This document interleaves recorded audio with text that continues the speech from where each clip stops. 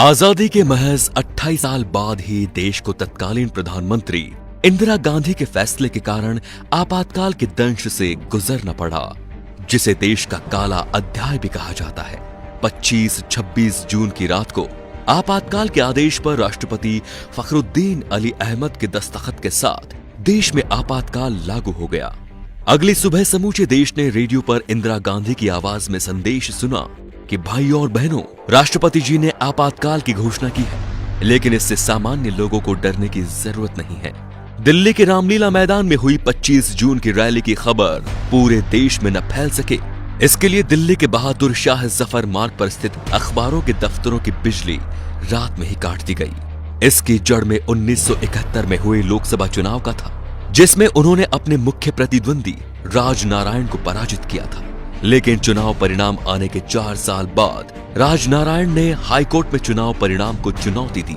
12 जून 1975 को इलाहाबाद उच्च न्यायालय के न्यायाधीश जगमोहन लाल सिन्हा ने इंदिरा गांधी का चुनाव निरस्त कर उन पर 6 साल तक चुनाव न लड़ने का प्रतिबंध लगा दिया और श्रीमती गांधी के चिर प्रतिद्वंदी राजनारायण सिंह को चुनाव में विजय घोषित कर दिया।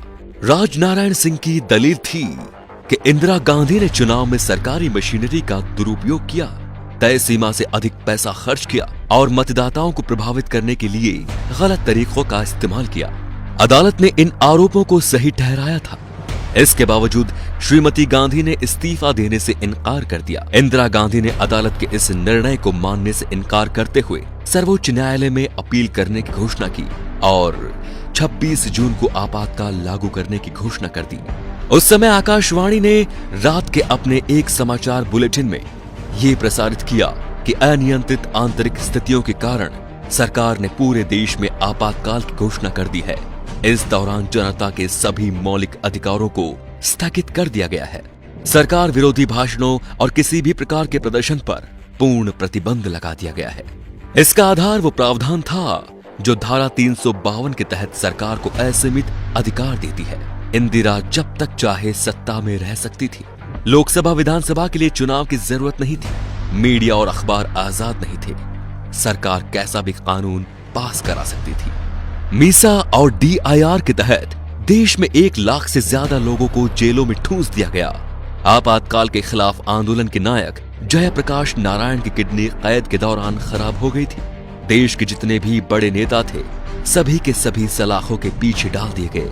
संजय गांधी ने VC शुक्ला को नया सूचना प्रसारण मंत्री बनवाया, जिन्होंने मीडिया पर सरकार की इजाजत के बिना कुछ भी लिखने बोलने पर पाबंदी लगा दी। जिसने भी इनकार किया उसे जेल में डाल दिया गया। सरकार की कोशिश थी कि लोगों तक सही जानकारी नहीं पहुंचे। उस कठिन समय में नरेंद्र मोदी और RSS के कुछ प्रचारकों ने सूचना के प्रचार प्रसार की जिम्मेदारी उठा ली। इसके लिए उन्होंने अनोखा तरीका अपनाया। संविधान, कानून, कांग्रेस सरकार की ज्यादतियों के बारे में जानकारी देने वाले साहित्य गुजरात से दूसरे राज्यों के लिए जाने वाली ट्रेनों में रखे गए। ये एक जोखिम भरा काम था, क्योंकि रेलवे पुलिस बल को संदिग्ध लोगों को गोली मारने का निर्देश दिया गया था। लेकिन नरेंद्र मोदी और अन्य प्रचारकों द्वारा इस्तेमाल की गई तकनीक कारगर रही।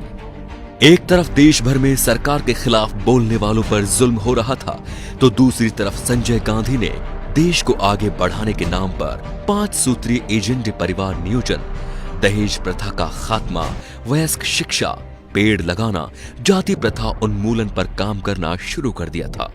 कहा जाता है कि लोगों की जबरदस्ती नसबंदी कराई गई। 19 महीने के दौरान देश भर में करीब 83 लाख लोगों की जबरदस्ती नसबंदी करा दी गई। कहा तो ये भी जाता है कि पुलिस बल गांव के गांव घेर लेते थे और पुरुषों को पकड़कर उनकी नसबंदी करा दी जाती थी।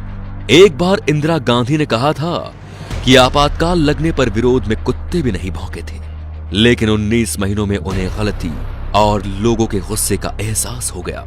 18 जनवरी 1977 को उन्होंने अचानक ही मार्च में लोकसभा चुनाव कराने का ऐलान कर दिया। 16 मार्च को हुए चुनाव में इंदिरा और संजय दोनों ही हार गए। 21 मार्च को आपातकाल खत्म हो गया, लेकिन अपने पीछे लोकतंत्र का सबसे बड़ा सबक छोड़ गया। तो दोस्तों, इंदिरा गांधी ने अपना राजनीतिक करियर बचाने के लिए इस आपातकाल की घोषणा की। इस आपातकाल का कदम क्या सही था? क्या लोकतंत्र का चौथा स्तंभ कहे जाने वाली मीडिया को जेल में डालना सही था? इन सारे सवालों को लेके आपकी क्या राय है कमेंट बॉक्स में जरूर बताएं। हमें आपका इंतजार रहेगा। और वीडियो पसंद आया हो तो लाइक कीजिए और वीडियो को शेयर जरूर कीजिए। धन्यवाद।